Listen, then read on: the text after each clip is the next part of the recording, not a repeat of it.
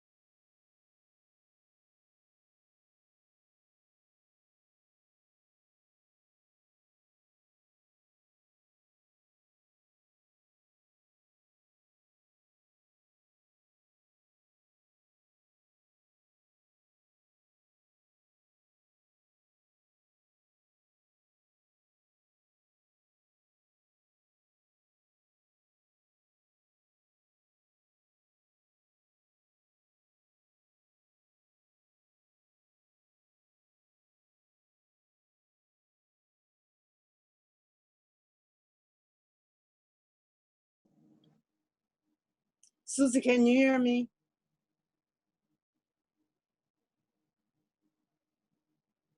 Mhm. Can you hear me? I can't hear you. What did I I do? can hear you. Now that's better. Okay. Thank you. Thank you.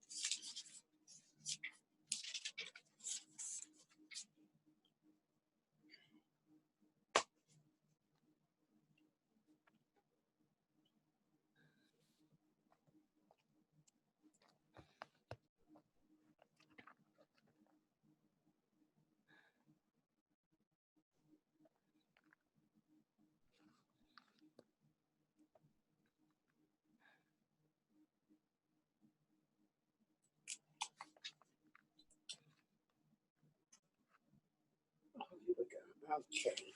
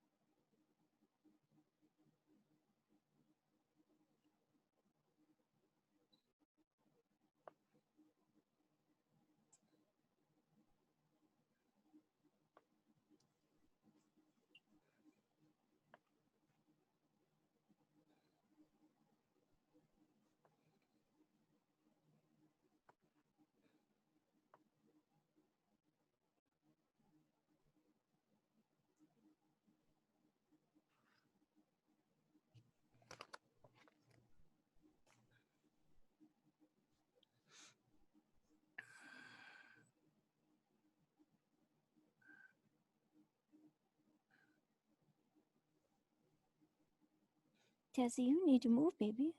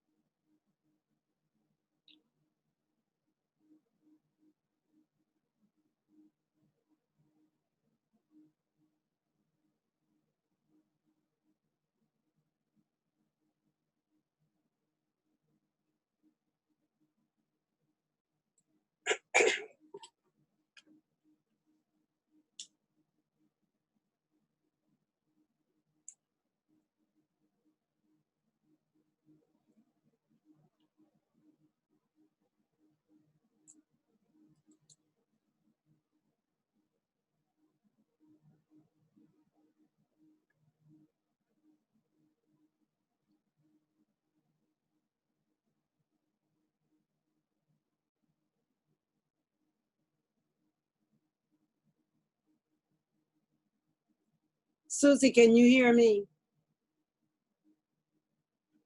Yes, Philistine, I can hear you. Okay, fine. I just wanted to be sure I could hear you.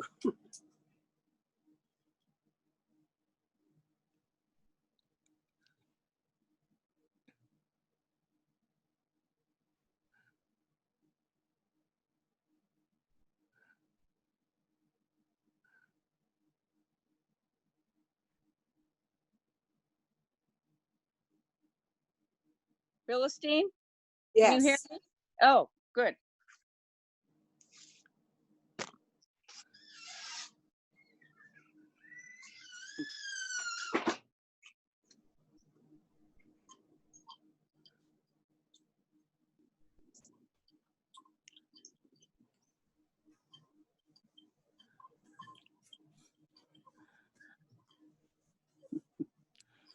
Hi, Susie, Kip, who else is that? I don't know.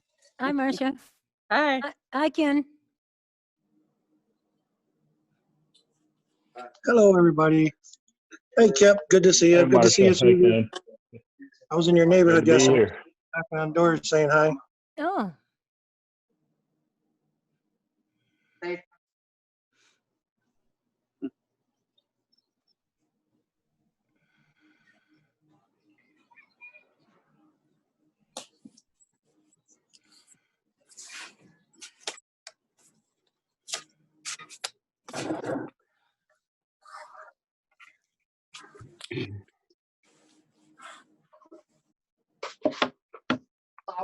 Hey, Kip. What headset is that? Again, I'm not sure where every manufacturer.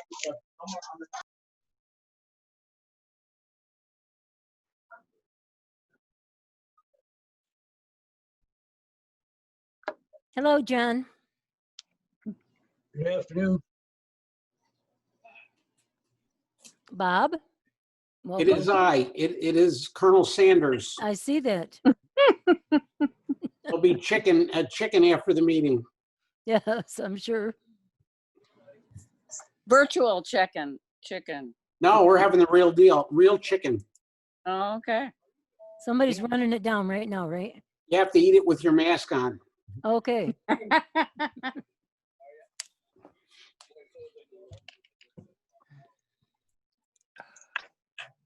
Hey, Stan. Hello, everyone. Hi, Gary. Hello, Hey. Gary. Hi, Gary. Hello. Hello, Gary.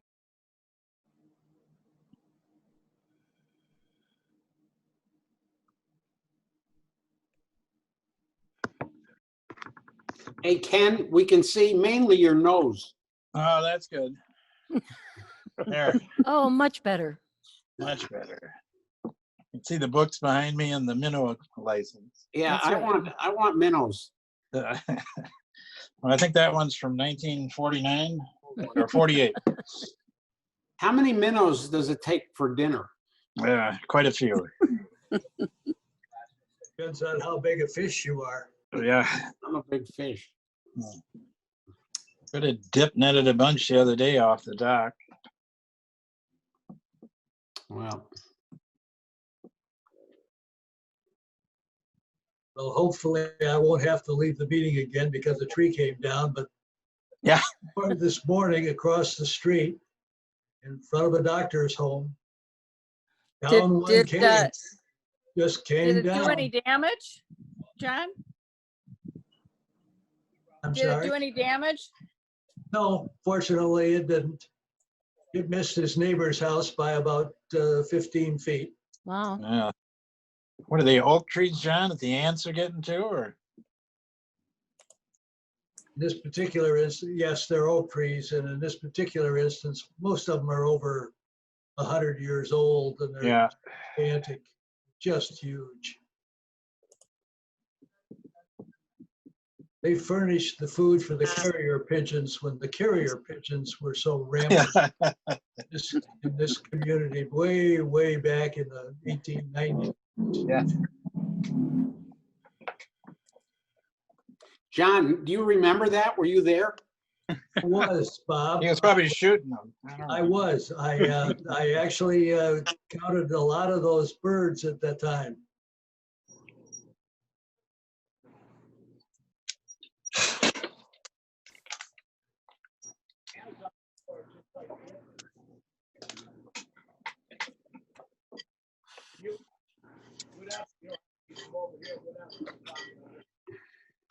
Mark, who all are we missing? Are we missing somebody?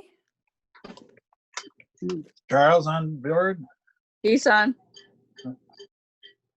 I'm counting. Let's see, 2, 3, 4, 5, 1, 2, 3, 6. 4, 5, 6, 7. We got everybody. We got everybody? Mhm. Yeah. All right, we will call the meeting of the full board of the Muskegon County Commissioners to order. Reelstein, could I ask you to give an invocation, please? Thank you, Madam Chair. Let us pray. Dear God, we come to you today in a spirit of thanksgiving and praise. We ask you to give us discerning hearts so that we may better understand your desires for us as representatives of this county. We ask that you enter into our deliberations as we help the people of this county. And we ask you to bless the veterans, the seniors, and the employees. Let them know that we care for them and we're grateful for their services and experience. Make us channels of your peace and servants to all. This we ask in your name. Amen. Amen. Amen. Amen. I'd like to ask you to please stand for the Pledge of Allegiance. We do not all have to repeat the Pledge of Allegiance because Commissioner Mahoney is going to do that for us, please. Oh. I'll give you the flag too. How about- All right, that'd be great. I pledge allegiance. Flag. States of America, to the republic for which it stands, one nation, under God, with liberty and justice for all. Thank you very much, Ken. I appreciate that. Now we will move on to roll call, please, Madam Clerk. Vice Chair Foster, Here. Commissioner Hovey Wright, Here.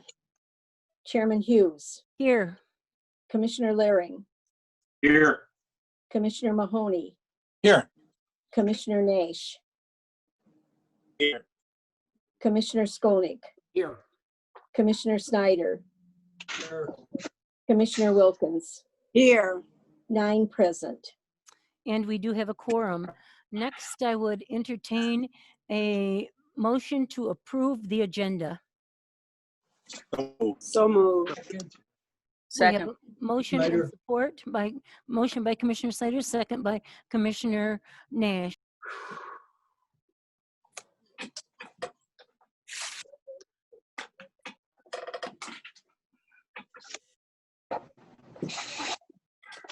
Commissioner Hughes, you've muted yourself.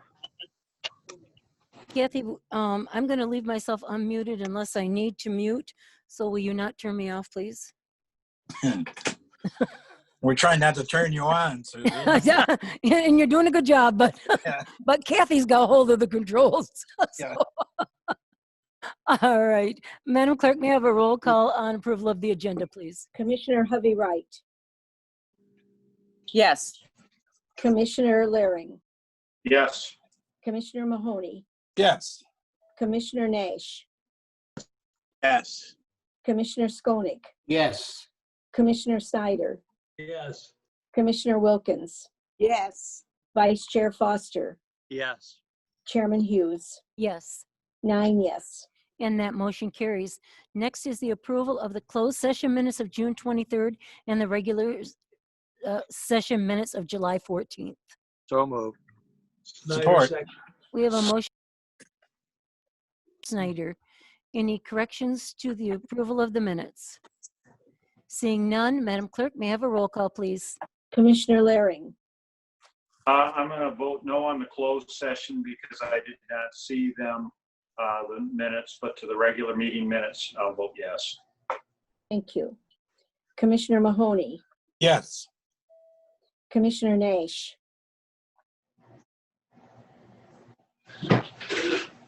Commissioner Nash on the closed and full board minutes. Yes. Thank you. Commissioner Skolnick, Yes. Commissioner Snyder, Yes. Commissioner Wilkins, Yes. Vice Chair Foster, Yes. Commissioner Hovey Wright, Yes. Chairman Hughes. Yes. 9 yes on the full board meeting, 8 yes, 1 no on the closed session. Thank you very much. That motion carries. Next, we have a presentation by Public Health Director Kathy Moore. Kathy, are you on with us? Yes, I am, Madam Chair. Wonderful. Thank you. And actually, Kristen Barnhill helped pull together a chart, and she was going to try to pull that up. Either Kathy? Awesome. Madam Chair, this was really based on some information you provided to County Administrator from another county. We're just trying to work on formatting the report for ease of read. Muskegon County COVID cases to date. Well, we'll go in order here. Total tested 32,669, which is just amazing. Total cases, new cases as of yesterday was 7 additional cases, which brings us to 165 active cases. The total number of positive to date is 1,046. So active cases would be the 1,046 minus the deaths, minus the total number of recovered cases. The negative cases, of course, is those that were negative, looking at a 96.8% rate. Our positivity rate still continues to gradually decline at 3.2%. This doesn't mean we're not experiencing new cases. It really just means that the number of tests compared to the number of positive is still starting to decline. Hospital beds, I'm still working on this number for you, Commissioner. The 30 is only the number of beds that the hospital designated as potentially COVID, so for COVID. So of the 30 beds, 5 are currently in use. And then the ICU beds, I don't have that total, so I'm still working on that number for you in the future. Total number of deaths, 54. We were at 52 for a very long time, and then about 8 days ago, we had another death, and then 2 days ago, another. But the death toll has really slowed down. And again, looking at the deaths by age, 16 of them 90 and over, 11 in the age group 80 to 89, 10 age group 70 to 79, 12 60 to 69, 5 individuals age 50 to 59, and 1 age 40 to 49, and no other deaths beyond that age group. So with that, I'd like to pause and answer any questions. Thank you, Kathy. Does anybody have any questions for Kathy? Any of the board members? Yeah, Madam Chair. Go ahead, Yes, Bob. go right ahead.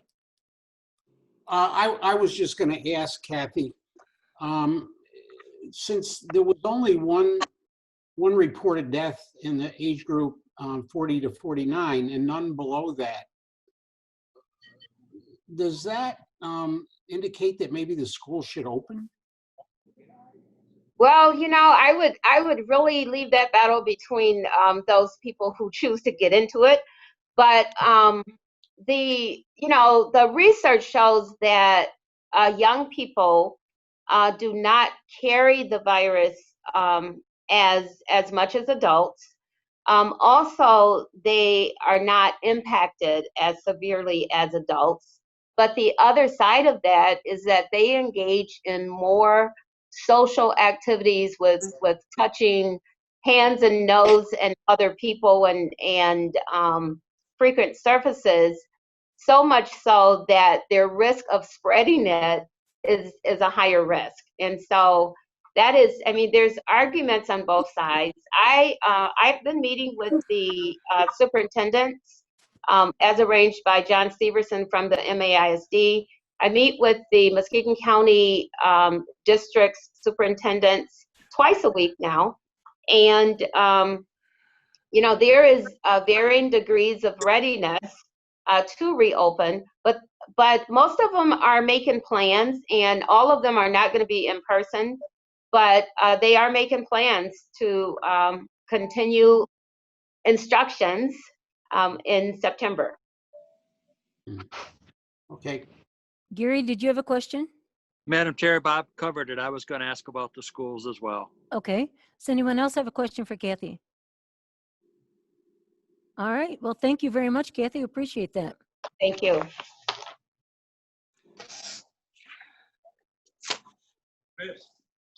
Kathy, would you put the agenda back up so we can see where we are, please?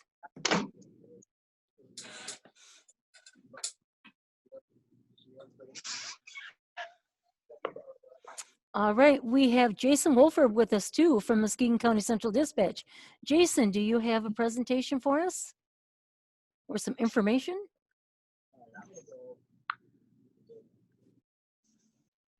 Jason, you need to unmute yourself.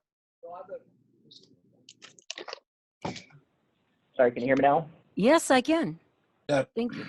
Thank you, Madam Chair. Appreciate the time on the agenda today. Also, thanks to Kathy and her team at the Health Department, also to the Sheriff and all the other public safety agencies that we've been working with through this COVID pandemic. It's really been a big team effort.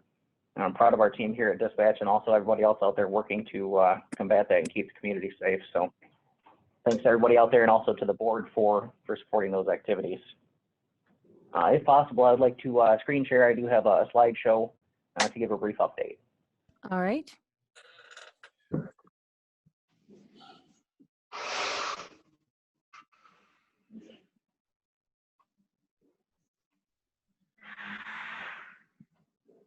Can everybody see my screen okay? Yes. Yep. Great. So most of you know, Muskegon Central Dispatch does have an executive board that, as the executive director that I answer to, it has members that are city managers, township supervisors, also the county administrator and the post commander for the Michigan State Police. Now these are the representatives of that board for 2018 and 2020. And basically they will make all the final decisions for Muskegon Central Dispatch based on recommendations that we as the administrative team bring to our coordinating committee. And our coordinating committee as well is made up of 2 police chiefs, 2 fire chiefs, and 2 members of our executive board. Collectively, we meet about a week in advance to run anything past them to make sure that we really vet any proposals and that we are being a good fiduciary of public funding. So we certainly appreciate all the time that all those representatives spend with us and make sure that we're doing everything that we need to do to be positive and proactive for the dispatch authority. So the big project that we're working on right now is the 800 megahertz radio upgrade. Bringing us onto the MPSCS is going to be a huge benefit for Muskegon County as a whole. Some of you saw our previous presentations on the surcharge. Basically that indicates that we were going to be using a 7-site simulcast system, which means that throughout the county there will be 7 towers that we utilize, and there are 12 channels. So every tower will repeat the same information. We will be able to have the same voice conversation, and 11 conversations can happen on each tower simultaneously. So it's extremely robust from what we're used to using at this point. We do have 5 new tower sites and 2 existing tower sites that are at Blue Lake and Wolf Lake that MPSCS had in store, and we will be putting in equipment at those sites as well. Some might ask why there's only 4 new tower shelters. That's because at the dispatch center, we had to have a more robust server room to be able to put that equipment in here. So we'll also be working on that project to make sure that we can run the dispatch center as appropriate. Collectively, 1,300 portable and mobile radios and over 400 pagers. So this is going to be a huge undertaking as far as templating these radios and pagers, and also making sure that we have great communications locally, but also statewide.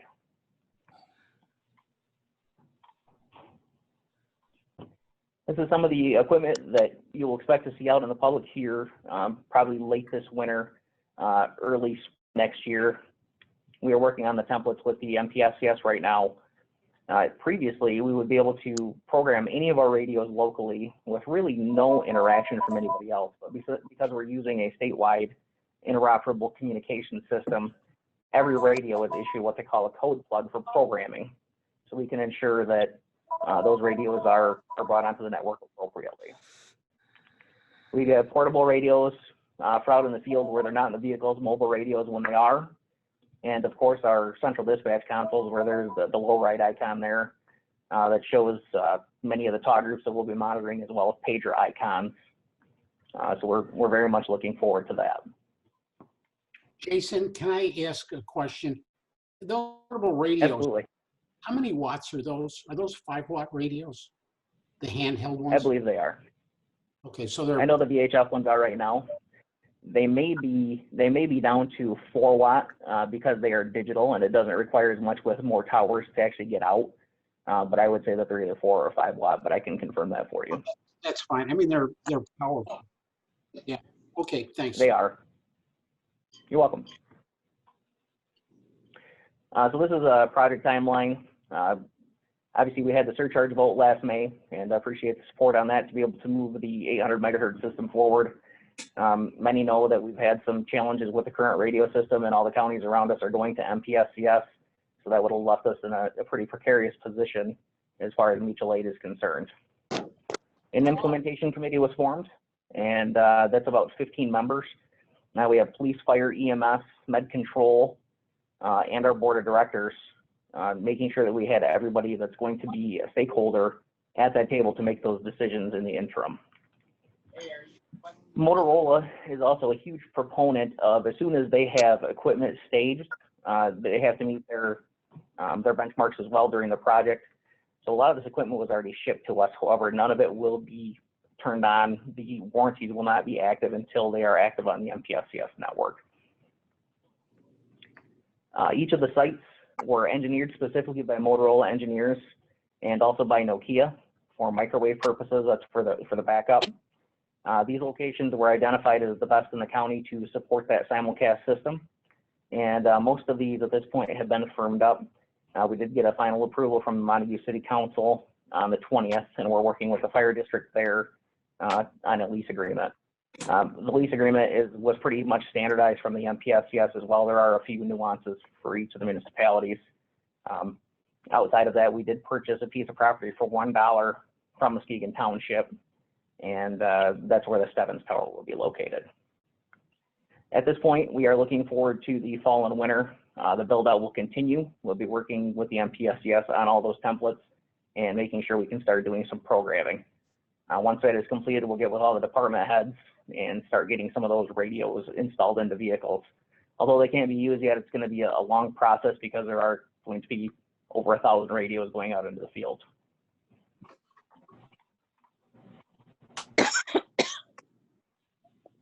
So this is a map of the tower sites. The green lines here represent all the towers in Muskegon County. We have Montague, Blue Lake, Wolf Lake, Norton Shores, the backup dispatch center at Norton Shores, main dispatch center downtown, and Stebbins in Muskegon Township. So that is the 7 sites that we refer to. You can see the red line links up with the Hesperia Tower in Newaygo County, and the blue line goes east to Moore Park over in Cazenovia, and then also continues east from there to the main site in our zone, which is in Cedar Springs. We have 2 300-foot towers, the first of which being in Muskegon Charter Township. Second will be in Montague, hopefully very soon. I'm sure many have seen the monopole tower as you come in on Shoreline at Central Dispatch. That's the only tower of this type because they don't typically allow anything over 200 feet just for stability purposes. Norton Shores was 160 foot, and that did have to be slightly shorter just due to FAA regulations. And that's at the old DPW site. And Cazenovia, again, Moore Park, that's an extremely large tower at 475 feet. And we have collaborated with the County of Muskegon, also Kent County 901, to make that site a shared site. Now here's some pictures of the tower construction. There is some tower prep on the lower left at old DPW, at the dispatch center in the bottom. And on the right side there is Stebbins. The upper picture in the middle there is actually the 6402 site that's existing. And that's a good look from the ground of what that looks like at a completed tower with the microwave dishes on it. Chair. Yes, ma'am. All of the. Did you have a question, Relisine? Could I ask Jason a question? Sure. Regarding the towers, sometimes we used to have the towers, you know, water towers. Like, it looks like they're not on there anymore. They're not using this water. I'm sorry, I think I missed some of that. Was that in reference to a tower that was in Muskegon Heights? On top of the water towers. Yeah. Okay, that would probably be I also have Nick Martin, our operations manager here. I believe that that's probably in reference to one of our receive sites for the existing VHF system. We do have several of those throughout the county to support the current radio system, and that's probably a location for one of them. Are you, I have just a comment, are you able to lease any space on these towers to cell phone companies, or is that against the rules? So the board has opted, along with the recommendation from MPSCS, not to do that because tower regulations get more strict from the FAA and FCC. We need to make sure that if we need to put any additional equipment on these towers, that we're not competing for space on our own units there. And we don't want to really deal with any interference either. That's kind of spelled out explicitly in the lease with all the municipalities as well. Okay. And another question, one of those towers was 475 feet high. Am I correct? I think I Yes, saw. sir. So what do you do about like airplanes? I mean, is that like the one at the old DPW site at Norton Shores? That isn't far from the airport. Is that a problem or not? Right. Really? So when Motorola's engineers go through, they take into account the topography and flight paths, and they have to work with them before they actually get approval from the FAA. These towers all have to be registered with them to meet their requirements. So that's why the tower at Norton Shores is quite a bit shorter at 160 feet. And the one up north there at Moore Park is larger and was approved by the FAA, and they felt that that was not an issue in that location. Okay. So in the bottom left here, you can see our information services manager, Bill Rensberger, looking at the recent delivery of one of the tower shelters. You can see here on the left side, this is where all the equipment is located, the rack and server equipment here. And then in the right side is a generator to support the tower site. So these come completely fabbed up on the trailer. They are lifted off with a crane and put right onto the cement slab there. But there's a lot of wiring and things that go into place. So all the grounding and everything is complete before we ever take delivery. So this is just kind of a look at what the top of that shelter looks like and how complex the inside of the tower site is. On the bottom right picture here is some brand new equipment that just got delivered. The one in the middle here is actually the Moore Park collaboration.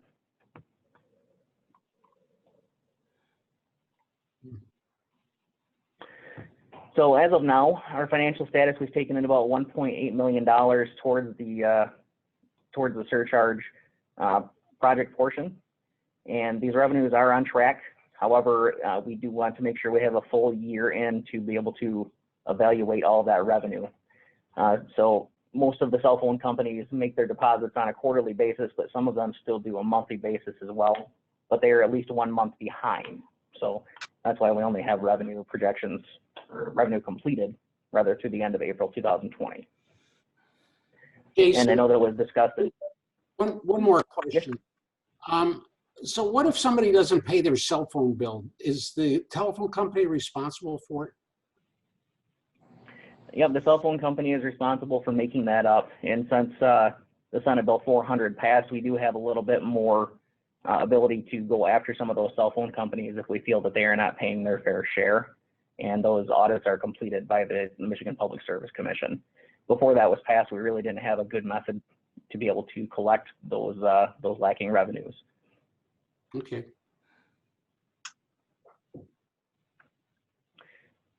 So for the future here, we did project this before that we do intend on bringing the surcharge amount down in the next couple of years here.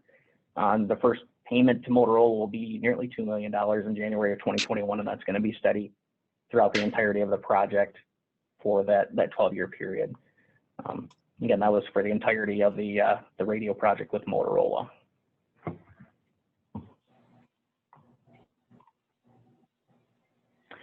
Another project that was hit on was one of our capital projects for mobile computer terminals.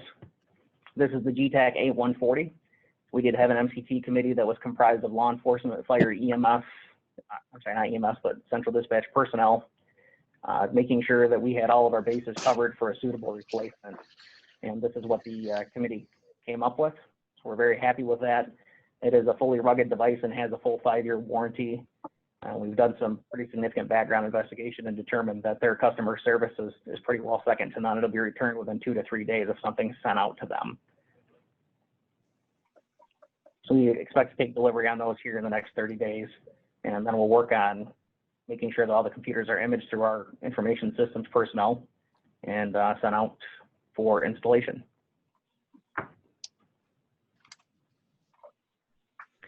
And something that I thought was important to consider, I know there's a lot of big updates, but last year our personnel took almost 557,000 calls for service. That included all of our telephone calls and everything that was entered into our computer-aided dispatch system. So just want to give a big shout out to all of our personnel. There's typically 5, maybe 6 people max working in the center at a time. And when it's extremely busy, we certainly do appreciate their professionalism and everything that they do for our agencies.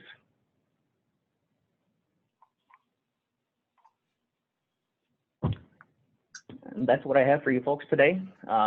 Here's my contact information. I'm happy to answer any questions, or if there's any follow-up, feel free to give me a call or shoot me an email.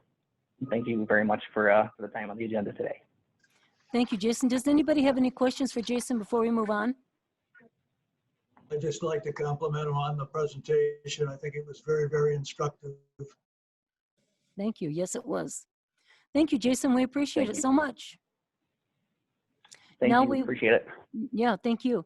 Now we will move on to public comments on an agenda item. I do see Donna Iverson has had her hand up since the very beginning. Donna, did you have something to say, or was that an accident? Nope, it's not an accident. Okay, go right ahead, please. Okay, I would like to address the MATS transportation issue. Okay. Is that on the agenda? It is, let me see. I don't think that is part of our agenda today, is it? Ways and Means, item okay. 56. Okay. Is that a yes? Yes, it's Or on Ways and Means. I was looking, okay, I was looking for Transportation Committee. Go right ahead. Go right ahead. I want to talk about that Ways and Means Committee report. There were 3 resolutions that were approved by the Ways and Means Committee last week. And I'm concerned mostly about the Go Bus right now. It's my understanding, and I'm getting different reports from different people on Facebook, from different commissioners, from different public officials, that next week seniors are not going to be allowed to ride the Go Bus. And I'm very concerned about that because there's a pandemic underway and seniors are especially vulnerable, and it's no time to be kicking them off the Go Bus. Being on a regular city bus is much more dangerous for them than being on the Go Bus. I took the Go Bus today to a dentist appointment, and I asked the driver if seniors were no longer going to be allowed on the Go Bus starting next week. And she said she didn't know. And she's a Go Bus driver. So there's surely confusion out there. I would like you, as you look at those resolutions, to make sure that seniors are not going to be booted off the Go Bus. I looked at the wording of the resolutions, and it's not really clear how these resolutions affect the Go Bus. I just would like to add that seniors are often a high percentage of seniors are disabled, even though they may not be certified disabled, and they shouldn't really have to prove they're disabled. Please do something for our seniors. Thank you. Thank you. Kip, did you have something you wanted to add to comment? I sure did. Regarding the same thing, Ways and Means 57, 58, 59. My name's Kip Smith. I live on MacArthur over in District 3. The reductions in services, it hurts our communities of color. It hurts our working poor. And the separate but equal concept that was talked about on the Ways and Means for ADA accessibility, it shows a lack of love living here in Muskegon. Public transportation is like sewer and water. It might not make money, but it's something everybody can need, and it's something that we actually need to expand. Everyone uses the roads, but no one says roads are not necessary. Not everyone uses the bus, but they are necessary, and we need those services. The study, which we've heard so much comment about, the aim of this study is to help identify the strengths and weaknesses of existing transit network and highlight opportunities for service improvements and expansions. It's not about reduction.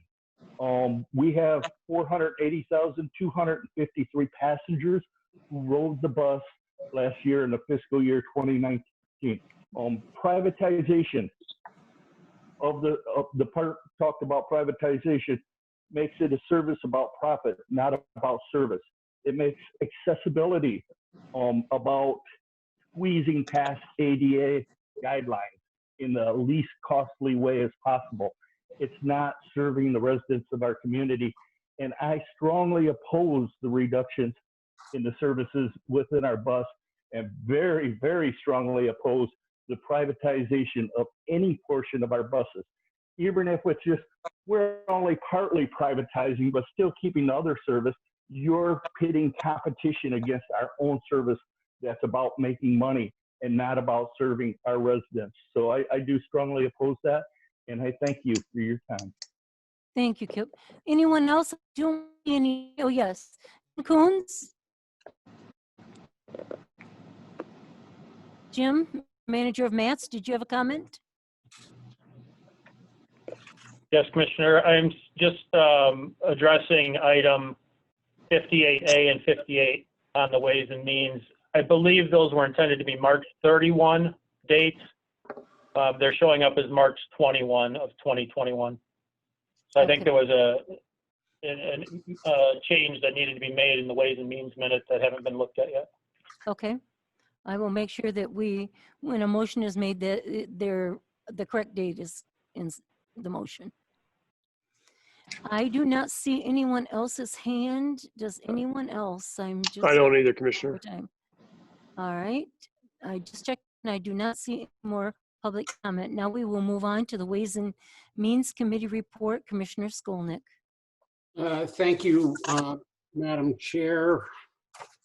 If I can, just a minute here.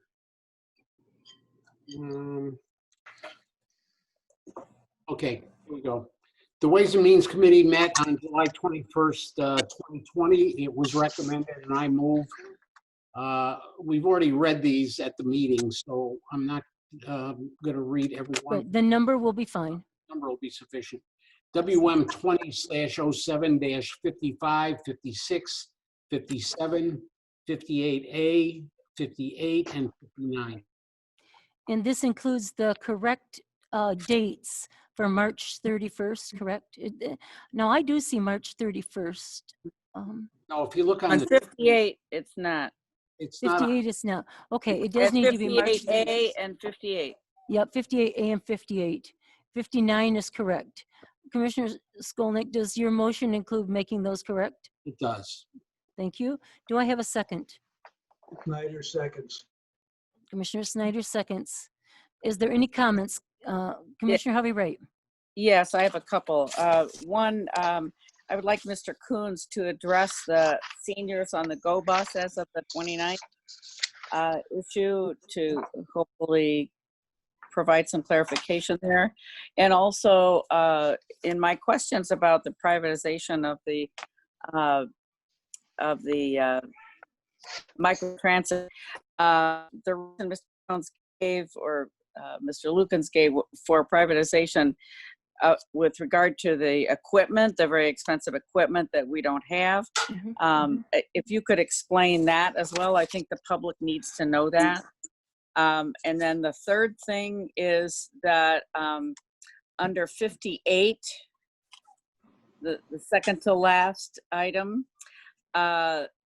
It's not clear from the wording that this microtransit has to be ready for action on the 31st of March, but it has to be ready to go and ready to use or serve. What I'm not sure what the correct wording should be, but it implies that it's the request for proposal that has to be done by the 31st. But in my changes, or to clarify that particular item, what I mean is it has to be ready to go, because that's the 6 months, and that's a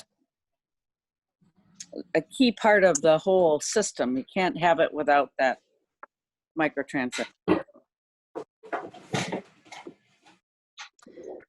Madam Chair, Yes. I think that it would suffice to change the word complete to implement. That would work. Okay. Yes.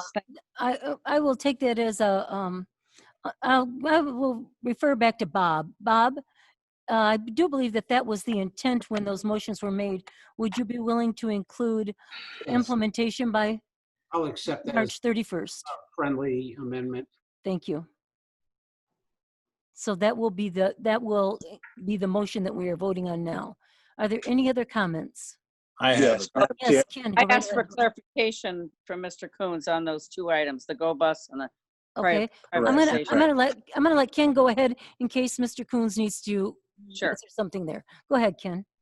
I'm a little concerned with the lack of imagination. We ran into a financial problem, and our first reaction is to cut service. The next thing that happens, even if we get microtransit, the service for the regular bus line is cut permanently. So we're not only, the imagination wasn't there. There's an outfit called Wheels to Work, where there's a cooperation with the businesses who require people to go to work using the bus. And we've not reached out to the businesses to see what they would recommend for their citizens or their workers to get to the jobs that they need. Thank you. Thank you, Ken. Commissioners, Nash, did you have something? Yeah, I wanted to go ahead and let Miss Commissioner Hubby Rice get her answer for her question. Okay. Jim, could you help us out with those? Sure. Jim Coons, Muskegon Area Transit, 2624 6th Street. I think the first question that was asked was regarding an impact on seniors. At the end of today, after the board has acted on this, will there be a change effective tomorrow? No. The Go Bus program presently is a countywide service, although we have a very limited capacity to actually provide adequate countywide service. It's countywide for the seniors and persons with disabilities. That will continue to be the case through the implementation date of September 27. On September 27, if this is approved, three things will happen regarding our service. Number one is that the routes will change, and the routes and the days and times of service will change. The second thing that will happen is that within the urban core surrounding the routes, there will be a Americans with Disabilities Act complimentary paratransit service for those who request and receive certification. That certification is a multiple step process where they apply for application. And then we work with a third party, Goodwill Industries, to reach out and verify applications, and then eventually somebody can become eligible for the ADA service. The third piece that will happen on September 27th will be the implementation of a 6-month temporary service. That service will continue to be available to the seniors, persons with disabilities, and actually the general public within the designated area. So people within the urban core, so to speak, will continue to have access to Go Bus-like services through the March 31 date, which we, by that time, hope to have another service available for them. So the intent here is not to remove seniors from transportation options. It's to develop another way to deliver those. The second question, as I recall, was regarding privatization. Again, we do not have a general public demand response service presently. The best way to deliver that is to use new emerging technologies in the transportation world. And we are not equipped to do that as effectively as the developing private sector of mobility is able to do that. So this is not necessarily privatization of existing positions or privatization of existing services. This is electing to do a new service that we believe can provide more direct response to a passenger's needs, and to do it with the assistance of the private sector. So those, I think that answers what I can of your question. Marcia's question. Commissioner Nash, did you have a question? If you could just Yes, I did. clarify that the cost is prohibitive for us to get that technology up and running, and that is why we're doing this way. That was a reason the that cost made sense to me. Yeah. Yeah.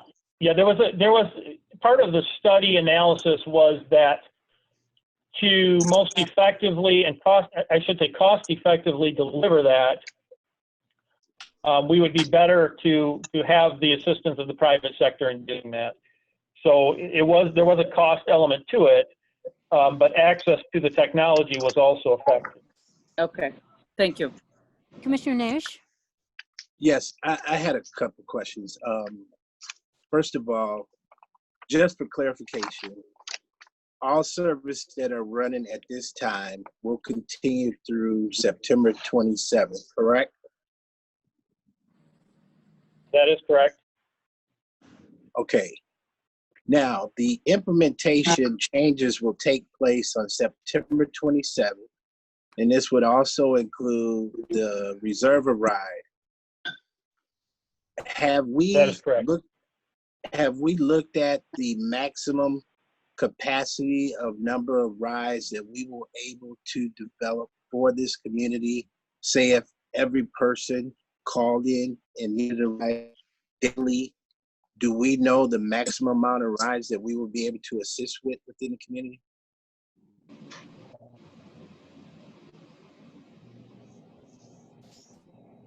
No, I don't have I cannot tell you how many people are going to call us for the Reserve a Ride program.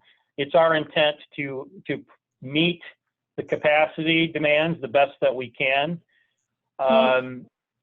This can be, 3-4 vehicles in service would be my expectation. And if we need to do something more than that, we will identify how we can best do that. Okay. Also, what is the process for a person to be able to reserve a ride? We are still developing that, but it's my expectation that it will be very similar to the Go Bus program currently. So a person will contact us, and we will register them, and we will run them through our computerized system to identify the most efficient vehicle to put them on. They'll have to provide us origin destination information, and then we'll provide them a scheduled time for their pickup. And what is the time frame for those calls? In terms of when they can call? Correct. At present, it would be next day.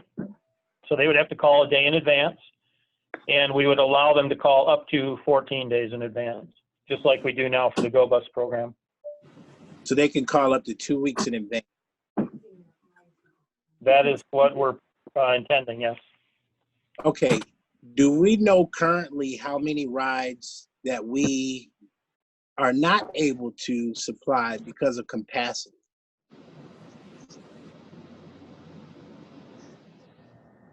No, I don't have that in front of me. Again, the subset of users presently is all seniors and all disabled countywide. Again, this subset here will be a little different. It will be a smaller service area. Having a smaller service area allows us to transport more people within an hour. But again, we do not at this time know how many people will be seeking this service. Our hope is that people will avail themselves of their new route, and we will do what we can to encourage them to do so, so that they can identify how those routes will work for them. Okay, well, this is what I'm having an issue with, and I've talked to some constituents, and currently we do have a 2-week period that you can call in advance a ride. I'm getting many complaints that even with the 2-week advance, people are calling and not able to get a ride because they're already booked, especially because certain people have certain appointments. And then that some have even complained about rescheduling, and even rescheduling their appointment, they still call 2 weeks ahead and not able to get a ride. This does not include the regular or general public. So what we're looking at is we're adding more people to this list that is already reaching its capacity. And right now we're still in the process of trying to even develop this. So I have some very uneasiness about this being able to work efficiently for everyone, especially if we're going to add more people to this list. I just don't see how we're going to make it work without having hard data. We don't have any hard data to make this. I think going forward, we definitely have to implement these things. But because of that, I'm very concerned about these changes completely. And with that being said, I just can't support this move right now. Yes. Yes. Mr. Chair, can I call the question, please?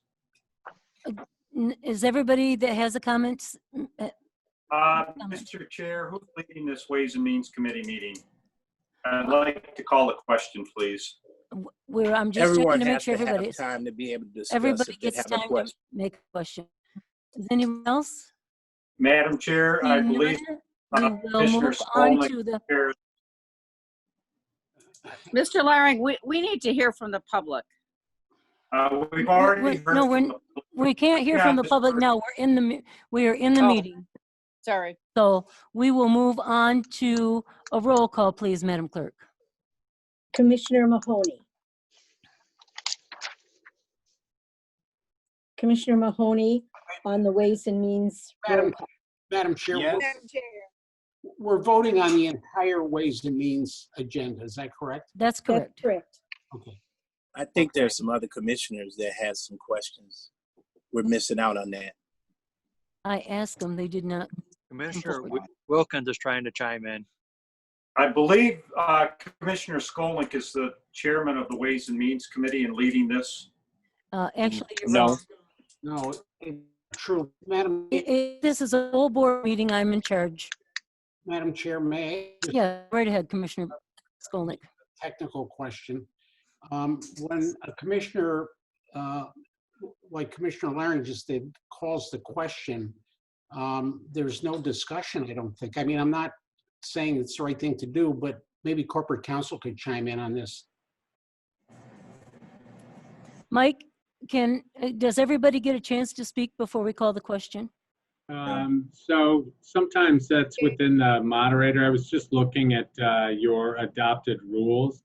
As you recall, you generally use Robert's Rules of Order as a guide to parliamentary procedure. So in the normal context of parliamentary procedure, once there is a call of the question, then it is not debatable, and then you tender that vote. Now, there is some discretion by the chair to make sure that everybody is afforded an opportunity for discussion. Thank you, Mike. Appreciate that. Hearing no other discussion, Madam Clerk, may I have a roll call, please? Back to me. Oh, Ken, I'm sorry. Did you have something? No, I was starting to vote before. And Yes. Yeah. So Chairman Hughes. Yes, I want to ma'am. be sure that they understand that there was a friendly motion to change and make sure the date said March 31st. Yes, does on everybody these, understand that? 58A and 58. And then Madam the other, Chair, and that the other friendly amendment was to use change the word to use implement. Yes, correct. So those are the only two changes that they approved in friendly amendment that we are now going to be taking the roll call vote on. Thank you, Madam Clerk, for clarifying that for us. So I Commissioner, think Commissioner Wilkins is still trying to get in. yes, I've been trying, I wanted to ask Jim a question. Okay. Can you hear? Jim, can you hear Commissioner Wilkins? I can hear you. You're a little broken up. I'll do my best to understand. Yes. Well, my question was on the Go Bus next year, will they a significant increase in the price of the ticket? Do you anticipate that? So at this point in time, the intent is that next spring, we will have in place a new service to assist the seniors and persons with disabilities and general public within whatever communities are participating in a microtransit solution. While the final fare structure for that has not been determined and will be determined in concert with the board and the vendor, the proposed fare for that service from the consultant was that for seniors and disabled, it would still be $2. So that would be no change from where the Go Bus is presently for those persons in the urban area. Thank you, Jim. Thank you, Commissioner Willis. Thank you. All right, Madam Clerk, could we have a roll? Commissioner Mahoney. Yes on 55, 56, and 59. No on 57, 58A, and 58. 57, 58A, and 58. Right. Thank you. Commissioner Nash. Yes on 55, yes on 56, no on 57, no on 58, and no on 59. Thank you. Commissioner Skolnick. Yes on all. Thank you. Commissioner Snyder. Yes on all. Commissioner Wilkins. Yes. Thank you. Vice Chair Foster. Yes on all. Commissioner Hovey Wright. Commissioner Hovey Wright. Sorry. Yes on 56 and 55 and 56. No on 57, 58, and 59.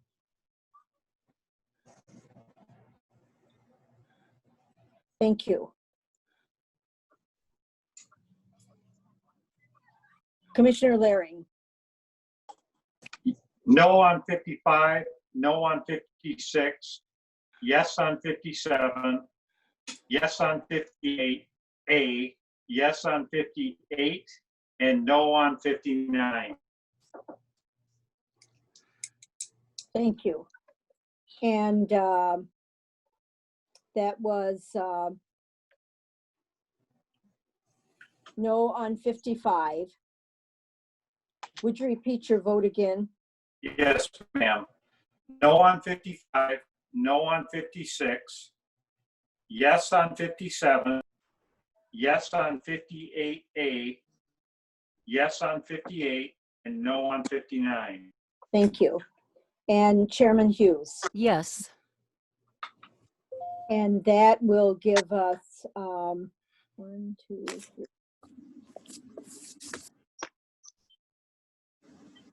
It'll take me a few minutes because there's a lot going on with this vote.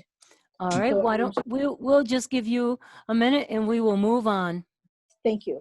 Now we're going to move on to, let me see, the chairman's report. I want to tell you that if you're thinking about going down to the Western Market Chalets are going to be opening the evening of July 30th from 5 to 9 p.m. And we're hoping to get them back up and get enough business that they continue to be open. And the Muskegon Museum of Art is offering free admission on Thursdays throughout the summer. And Thursday hours are from 11 a.m. to 4 p.m. So be sure and take advantage of that. And they have something for all ages in there. So if you've got kids or grandparents or somebody, it's a really fun place to be for every age. And that is it for my report. Now we will move on to the administrator's report. Thank you, Madam Chair. I have one agenda to discuss with the group. And for your move authorize to extend the participation in the workshare program.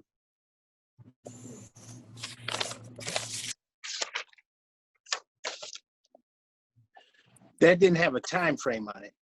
And can you tell us the difference between that and what they had before? Yes.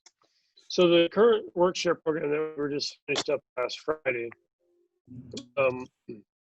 those who participated, we actually saved around $700,000 workshare program. We saved 1.1 million in the furloughs for a total of 1.8 million total savings. Okay. Now, a lot of that helped us with our 2020, and the workshare will be applied in 2021, which it definitely helps. So now the state is willing to extend the workshare program. And these are currently we have employees in 5 different departments, a total of 48.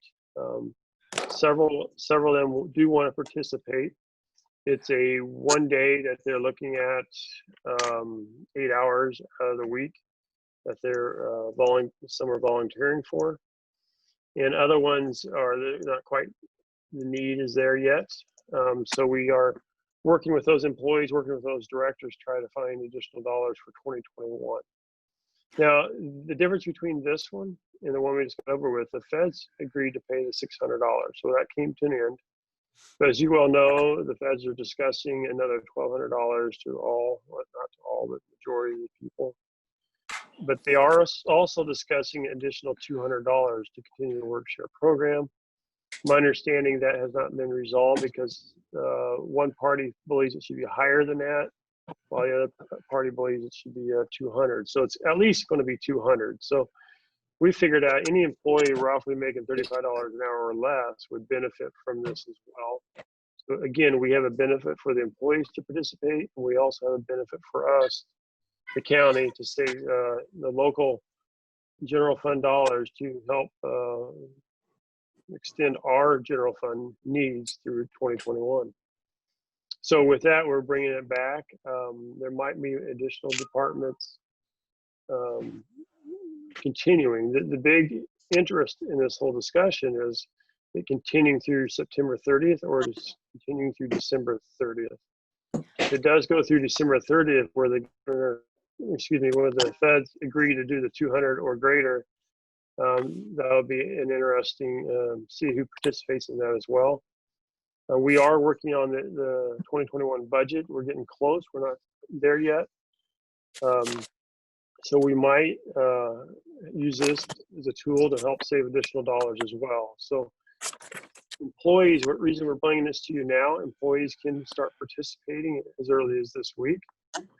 So we bring this back because we do, again, have 40 employees in different departments, 5 different departments participating if it moves forward.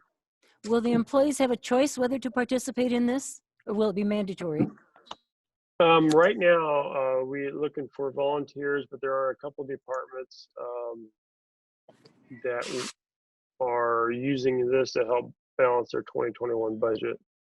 But that's not what I asked. Will the employees have a choice? It depends on which department it is. Anyone else have any questions? I have a quick question, and that is some of the employees had difficulty accessing the unemployment benefits on this workshare thing. I hope all of those have been resolved. Yeah, I'm glad you brought that up because it has been difficult. We had over 100 employees to begin with that we started working on, and HR staff has reduced that down to 2, and the one is just finally a breakthrough. If I may explain the two that were having difficult one was a Social Security issue. Someone took his Social Security and was using it. And so they froze that one and they thought they got it resolved and sending the employee a new code, and it went to the wrong email. So it was even hacked. His email was hacked and so was his Social Security. So it's been very difficult getting through that process. But we have our staff, we have multiple people working on that. And again, it's worth them to wait it out because of the $600 for that one day would be a benefit for them if once we get this resolved. So to answer your question, we're down to about 2. Anyone else have any questions? So let me just clarify this. So the employees will be forced into this? Kristen Wade, if you're on the line, or even Patrick, Patrick has the most participations. If Patrick would want to chime in on the district court. Yeah, I'd be happy to. Patrick Finnegan, District Court Administrator.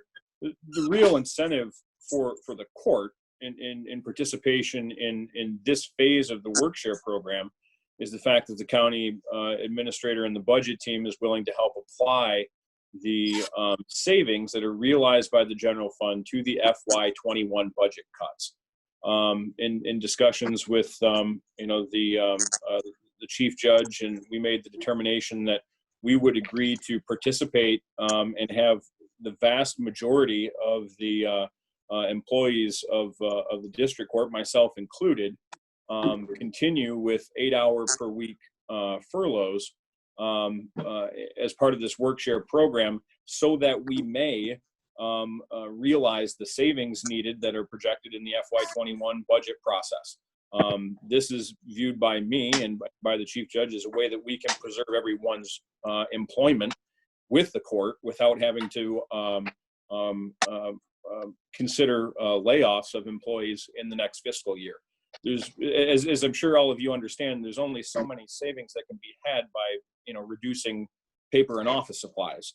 Right. When you come to the numbers that we're talking about in the real FY21 budget crunch, the real savings are in personnel. And we made the determination that we would share this sacrifice jointly as opposed to individual employees. So we've spread out although the court has resumed operations 5 days a week, we've spread out those furlough hours among our staff so that we can maintain operations throughout the day and have those 8 hours of furlough shared by staff throughout the course of the week for the next few months until the fiscal year commences in October. Mark, can you tell me, will that be up to the department director whether their employees are able to participate or not? Yeah, at this point it is. And we have HR participating, equalization, and CVB in the airport at this point. Okay, but it's up to the director and his employees whether they participate or not? Or up to the director? Director, yes. Okay. Yes. And how long is this program supposed to be extended? Yeah. Well, right now we were planning on through October 4th is the dates that I'm looking at right now. A lot of them are September 26th, but there are October 4th. If the Fed agreed to extend this to the new year, I would bring that back as well to let you know that it's a potential dollar savings that we can use to help us meet our budget as well. So you don't anticipate going past October the 4th? Right now, I'm asking through October 4th. Then we need the motion. Can we to add say that October to 4th. the motion? Yeah. Yes. Yes, that's fine. Perfect. All right. Do we To have? authorize the work program through October 4th. All right. Correct. Okay. Do we already have? I'll a make that for this? motion. Okay. And I'll support. Okay. We have a motion and support. And who supported that, Madam Chair? The support came from Gary Foster. Thank you. Commissioner Harvey Wright, did you have a question? No, I was seconding it. Okay. All right. All right. Are there any other questions? Seeing none, Madam Clerk, could we have a roll call, please? Motion to continue the work share through October 4th. Commissioner Nash. Yes. Commissioner Skolnick. Yes. Commissioner Snyder, Yes. Commissioner Wilkins, Commissioner Wilkins on extending the work share program. Is she unmuted? Realistina, are you unmuted? I'll pass to Vice Chair Foster. And yes. Commissioner Hovey Wright, Yes. Commissioner Laring, Yes. Commissioner Mahoney. Yes. Back to Commissioner Wilkins.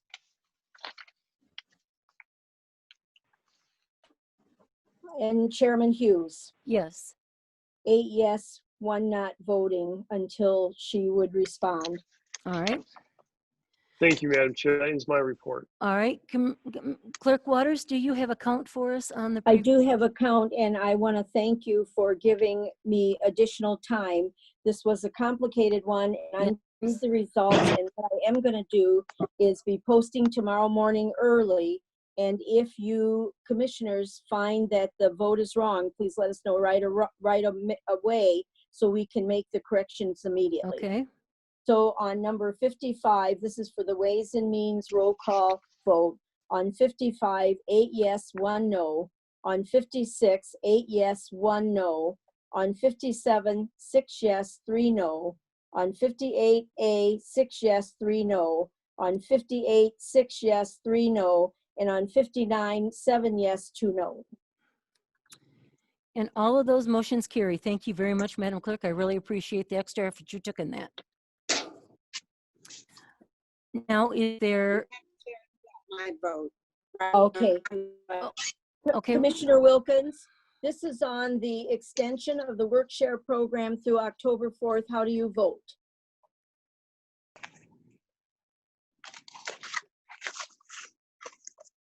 I heard her speaking. Is your She's vote having yes? a terrible connection today. I know.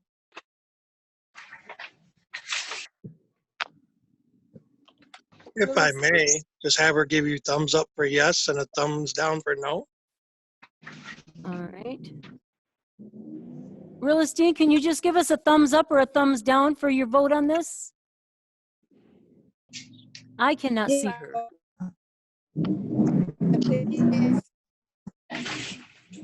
So I believe she just said yes. Thank you. That would change your vote from 8 and 1 not voting to 9, everyone voting. Okay. All right. Thank you. That motion carries.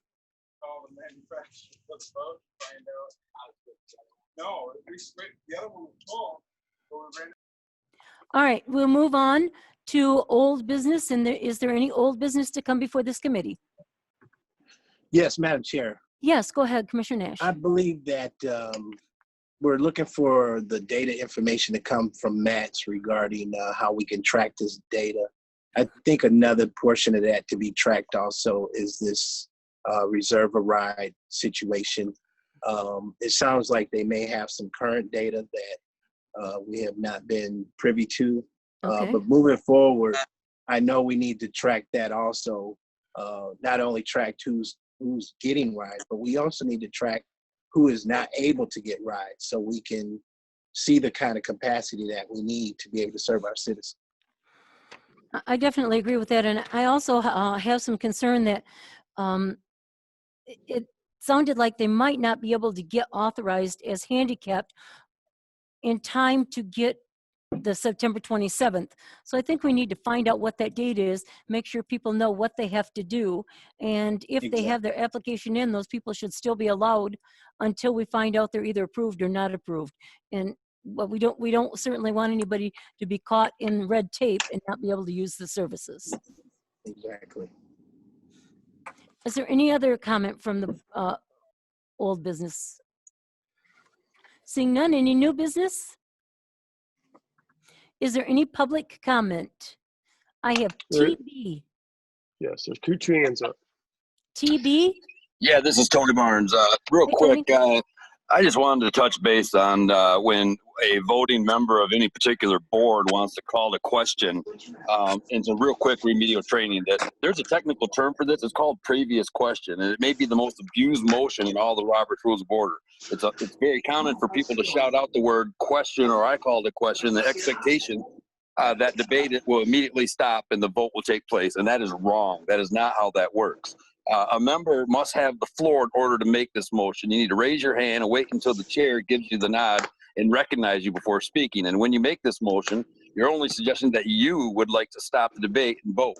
It is an expression of your wish, not a hammer to bludgeon your colleagues. The motion also requires a second, and there has to at least be 2 people in the room that want to cut off the discussion. The motion cannot be discussed or debated. As soon as the chair hears a second, he or she immediately takes vote.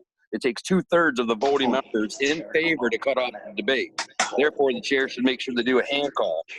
My question with respect to this is that if we don't know Robert's, the basics of Robert Rules of Order, is it possible to have somebody come in here and maybe teach some of the new commissioners exactly what parliamentary rules are so that we're not just making them up as we go? I would appreciate that. Thank you. Have a great day. Thank you, Tony. Anyone else? We do have somebody else. Kip Smith? Kip? Yeah, and hey, thank you, Tony, for that. I agree with that wholeheartedly. Kip Smith, live on MacArthur Road. Thank you, Chair, for allowing me this few minutes. I want to thank Commissioners Nash, Mahoney, and Hubby Wright for standing up for the working people, the disabled, and the communities that depend on our transportation system. I encourage all of our county to participate in the Livability Lab study, which is kicking off on August 11th, and that's livabilitylab.com. They do studies on Muskegon specifically on the needs, and they've done a previous study as well, which showed the need for expanded match service. In that vein, I would encourage Jim Kokis, I'm sorry, I probably said that wrong, and all of the MATS organization to work on promoting transit use in Muskegon County, especially during Clean Air Action Days, so that we can educate the public in the advantage of public transportation about the bus. It is an advantage. It's important, and the new generation will be using public transportation very much. Expanding it is building our community. We need to change the perception of bus riders. I've heard in a previous meeting with our county health person calling bus riders super spreaders. Bus riders are not super spreaders. Let's change the perception of bus riders. Let's educate the public on buses so that we can expand instead of doing this cutting. And I thank you for your time, Commissioner. Thank you. Is there anyone else? Let me just see here. Yeah. I'm not seeing any. Can I public comment? Sure, go right ahead. My name is Cindy, and can I comment on the bus? Certainly. Okay, thank you. I was riding the bus last Thursday, the 2-mile stretch that you cut out in Lakeside, and it was completely full of people. I got on another bus. I got on the Pet Street bus. There was two people on the bus. So I'm trying to figure out why this was not the original proposal to cut this route right here in Lakeside. It was to cut the Peck Street and the one of the Orchard View ways, the Apple buses. But that was met with resistance because they had open meetings, open public meetings where a lot of people went and resisted it. So then they went and cut out this one, which has the second highest amount of riders. I'm still trying to figure out how you can justify cutting off. I'm sorry, I can't ask questions. I realize that, but I mean, I'm real so concerned about why this has been cut out and it wasn't in the original proposal. Just because we didn't have enough people to meet in a group and fight it, it just doesn't seem right that you cut this one out when it has the second highest amount of riders. It doesn't make any sense to me that this is being passed. I don't get it. Thank you, Cindy. Is there anyone else? Oh, it's already been passed, hasn't it? Yes. Anyone else? I don't see any hands raised. We will move on to final board comments. Are there any final board comments? Madam Chair, Yes, Bob. I'd like to just make a comment. We were sent earlier just some general talking points, just basic facts about the MATS bus system. And I don't think any of us, myself included, I feel having had a wife who's had some serious accessibility issues for years, I'm as concerned as anybody about people having access to transportation. However, that being said, the transit system is not an authority and it's not a mandated county service. And this is what I suggest. If people, constituents, want the service, the county would be happy to, I'm speaking for myself, but I believe, would be happy to participate with any of the municipalities, but they have to help support the system too. The county can't take the whole thing all by itself. That's what it comes down to. I mean, if you live in the city, listen, I'm not picking on the city of Muskegon or Norton Shores or Fruitport or anybody, but if you live in a specific municipality and you need that service, they need to help us pay for it. And they're supposed to do that. That's the way it was designed in the beginning, and years ago, they did help years ago. And then as time went on, we took it over. We just kept doing more with less. And now it's gotten to the breaking point. I think I'm correct. Madam Chair, do you see anything wrong with what I just said? No, I think you're right. I mean, finances are a problem in getting municipalities to participate too. Marcia, did you have a question, or are you just keeping the sun on the eyes? Yeah, I'm sorry. No, I had to change positions because of noise, but I would like Mr. Coons to relook at the issue that Cindy brought up about cutting the bus service to a highly utilized route.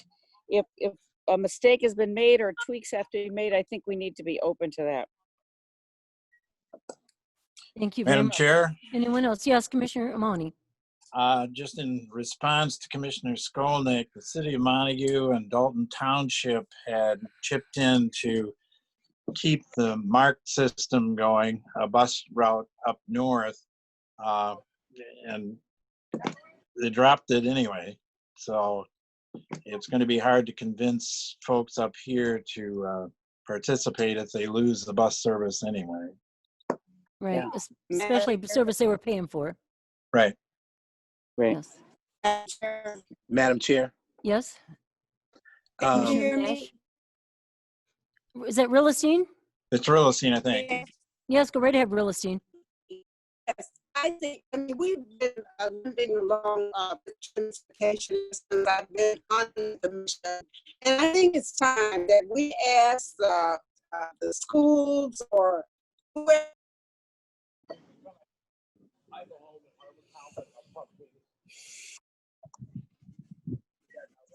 Did we lose her? Yeah, I think we did. Well, you know, we'll have Madam Chair, let Rilestein me jump in here. Get with Jim Coons. Go ahead, Commissioner Nash. I just wanted to, I had heard something concerning one of the citizens also, and I'm hoping Jim Coons can respond to this, but they were trying to make announcements to passengers that were riding a bus, and they said that they've been instructed by the bus driver and administration that they cannot make announcements about the meetings on the bus.